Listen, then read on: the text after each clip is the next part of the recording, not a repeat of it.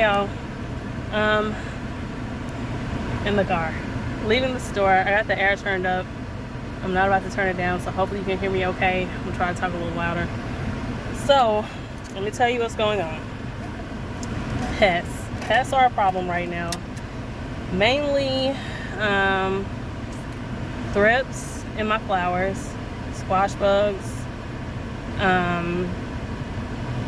There's been a little bit of aphid activity, not a whole lot. What else was it? Hornworms, but I keep those under control pretty well, so not really counting them so much. Japanese beetles, they're messing with my flowers too. The thing with that, with the Japanese beetles, right now, it's mostly, they're mostly eating up leaves, which is still a problem, but like my main flush of like roses has already passed, so like at this point they're just kind of shooting out a little flower, a few here and there. Well, a few days ago, there were some buds on that orange looking one, and I mean like fully formed buds, like I could see the petals and everything. And like the next day, or was the day after, they had opened, decimated those. It was two of them in particular that I saw, decimated them. So that's, sorry, I'm sitting in this parking lot. I saw somebody, I thought it might have been someone I knew. So yeah, that's a thing, but I'm not as concerned about the Japanese beetles, at least not right now. So I've decided that I want to try the beneficial insects for the thrips. So I've been looking at some different options for that. I wanted to try something for the squash bugs, but I'm not finding anything or anything available to buy. So I did find a few things listed as predators, but I'm not seeing where anybody's selling those though, where you can like, buy them. And then with that too, these websites are selling, or the ones that I'm familiar with, they're selling things that aren't gonna come in and then be a problem. So I don't necessarily want to go hunt down these things that I saw somewhere else, that I just saw on a list, try to hunt them down to buy them somewhere if these like main places aren't selling them. So that's that. But planning to do that for the thrips. So what I did see for the squash bugs was stuff about, trap crops and repellent plants, like companion planting to kind of keep, pests away. A lot of the things they had listed as repellent plants are things that I have. They're things that I have in the gardens, but they aren't necessarily things that I have either near the squash, or they're things that, they're not near the squash, or they're nearby but not like planted right next to them though. So it seems like with these things, they really need to be right there. So if I plant a squash right here, I need to plant those, whatever plants, whatever flowers or whatever, right around it. And I don't currently have anything like that set up that way. So some of the things they listed, calendula. I'm gonna say the things they listed that I have in the yard currently, or in the garden. Calendula, marigolds, garlic, onions. They had sunflowers. I don't know if I posted that video about the sunflowers yet, but sunflowers, I'm pretty sure I saw sunflowers listed. What else did they have? Those might be the only ones they listed that I have, I think. But then they had some other things listed too, like nasturtiums, and I've kind of seen and heard some things about those, but I don't have any. And yeah, those are repellents. Trap crops, the main thing they had listed was blue Hubbard squash, or Hubbard blue. I don't know which way that goes. And the thing is, I have some seeds for that. So I think it was last year I tried those for the first time, trying to use them as a trap crop, and they just didn't take off. So I didn't even try it this year, and I should have. The problem is, I told y'all that I was going to reseed my squash, and I have. And they're, you know, squash, they take off. So those seedlings, they're getting to be a decent size, and it's only been like a week. Yeah, or a little over, like just over a week, maybe a week and a half since I sowed the seeds. And they're a decent size. With trap crops, they're saying that you need to plant them. They need to be at least a couple of weeks ahead of whatever the crop is that you're trying to protect. And since I already have these going, if I start some of the Hubbard squash now, the blue Hubbard, whatever, now they're going to be smaller than my main squash plants. So, I mean, they could still draw some things away, but I don't know about it. So, I think I may still go ahead and start some and just plan to put them out later, because as long as my season is, if the ones that the zucchini, yellow squash, all that stuff that I'm starting now, not all of it, those two. If the summer squash that I'm starting right now, or that I have seedlings for right now, sorry, I'm thinking through this as I'm talking. But if those end up dying pretty quick, my season is long enough that I still have time to start more of them. Even a month from now, I could start some more and still have plenty of time to get something off of them. One, because of the length of my season, and then two, those are things that just produce quickly, so they don't need a whole lot of time to start giving you, you know, actual vegetables off of them. So I think I'm gonna go ahead and start those while I'm at the store right now. Oh, I almost dropped the phone. You see that? I bought some marigolds. They just have yellow and orange. And you know, I usually do the what's the French or something, which actually I think I saw like Mexican or something on one of those. But the ones I had originally were the French dwarf marigolds, which is like, it's like orange and a deeper orange, or I don't know. But anyway, the ones I have now are basically the same color, but I think they said Mexican marigold, so I don't know, y'all. Anyway, it's like bicolored. But these is the yellow ones and the orange ones. So I got 2 6-packs of the yellow, and then I got these 2 bigger cans of the orange ones, but they have 4 in each one of them. So I have 12 of the yellow and 8 of the orange.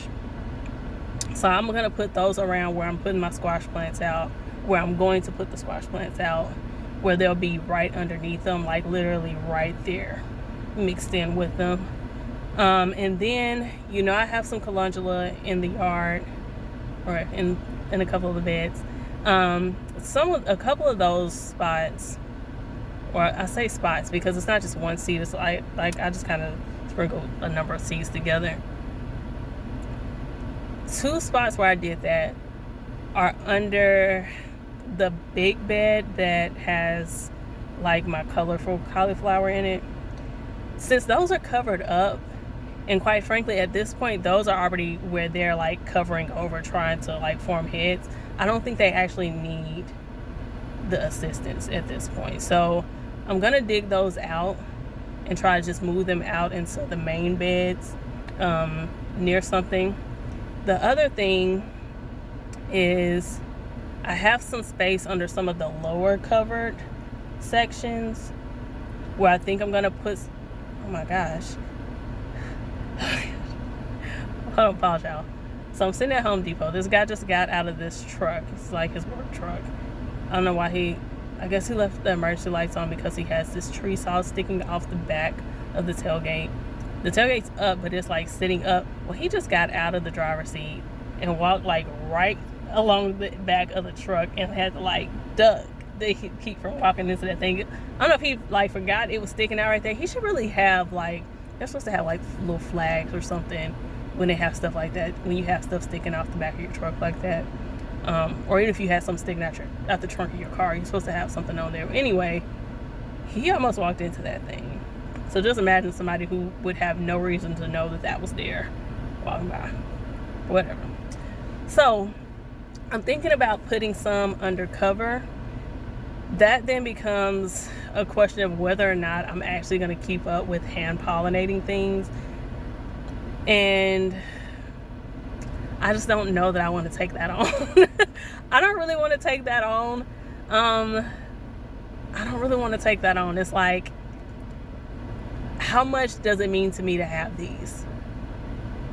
Do I care enough to take on having to hand pollinate squash daily? I don't know. I don't know, y'all. I mean, I feel like it would be doable, at least for a little while. I might not catch all of them, but I'll at least catch, enough of them to get something out of them. And then, sorry, this is an older lady walking by. Okay, she's coming right here. Because I was thinking like, oh, please don't let her walk past that. Okay, she's fine. Yeah, I think it'd be okay, at least for a little while. And then, I don't know, maybe once they got to be a good size, I could uncover them and the bugs wouldn't just kill them so easily. I don't know though. So anyway, as of right now, chives. They had chives listed on there too, and I have chives. Something else they mentioned, mint, but we know how mint is when you put it out in places. I did think about getting some mint and getting it, like potting it, and then sitting it on something, like sitting it up on some plastic or something. But then I feel like, sure as soon as I do that, something will happen, and somehow, however thick the plastic is, it'll end up ripped, and the mint will be all in the garden. So, so I don't know about that one, but yeah. So I think I'm gonna try that, just putting them undercover and just keeping an eye on it, because the other thing too is they're not gonna start flowering immediately, right? So they'll get a little size on them before they start flowering. But yeah, I don't know, y'all. I don't know, maybe I will go ahead and put the ones I have out undercover and then start the Blue Hubbard, because I was already thinking of going ahead and starting some anyway. Start a few of those and then have them going ahead and getting going. Have them going. And then once they're set, or got a little size on them, then start another round of squash. And that'll work for the summer squash, but I have pumpkins. I have the sugar pie pumpkins, so they're pie pumpkins, but they're pretty small. And I have like this, was it a small, like a mini butternut? It's a butternut, but I feel like it's not like the full size butternut squash. So those two things, if they don't work out this time, which I didn't even start. Did I start any pumpkins? Butternut. Actually, I didn't. I need to start some more pumpkins. I need to check the dates on my pumpkin seeds to see if I feel like I'm gonna have time for that, if there's gonna be enough time for them. But those two things will be the ones that'll be a bit of a concern as far as the timeline. So I'll just have to see. Hopefully the butternuts that I have started now, because I have 4 of them started now, and all 4 came up. They're fine. So hopefully they do well. But if I had to start them over again like a month from now, I don't know that would really work. Okay, I just wanted to let y'all know what was going on as things are happening, because just trying to figure a few things out. If you have suggestions for squash bugs aside from picking them, because I was doing that and trying to smush the eggs and get the eggs off and stuff, and I was doing okay with that. But then I think it was when they really got on the pumpkins, and the pumpkins are like prickly, like they stick my fingers. The leaves do. So once they got on those, it was like I could only do so much to keep them off of there, which I guess if I had gloves on, I still could have went ahead and done and got rid of the eggs. But I usually don't have gloves on when I'm out in the garden, so it was just like, I'm gonna do what I can. So that was it. So yeah, if you have any suggestions aside from, like I said, just picking them off and stuff. I would love to hear it. I know there are like all these little traps and stuff you can make for slugs and things like that. I'm hoping I can make something like that for squash bugs and get rid of them. Yeah. All right. Bye.